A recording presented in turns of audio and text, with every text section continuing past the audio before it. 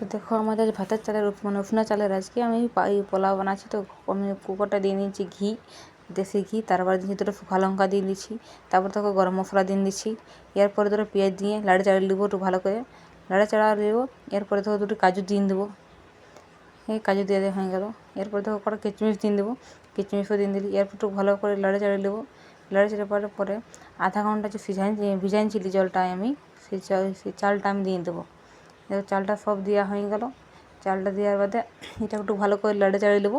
তার বাদে এইটুকু অল্প পরিমাণে আমি চিনি দিয়ে দেবো। দেখবে ভালো করে লাড়ে দেবো কিন্তু।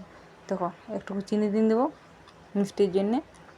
তারপরে অল্প নুন দিয়ে দেবো পরিমাণ মতো হালকা। এটা হয়ে গেল, লাড়ে চাড়িয়ে দেবো। তারপরে জল দিয়ে দেবো।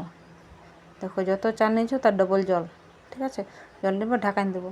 ঢাকার পরে 2 ফুটি দিয়ে দেবে। 2 ফুটি পরে ঝিরা একদম হয়ে যাবে পোলাও। 2 ফুটি বাস কম আছে।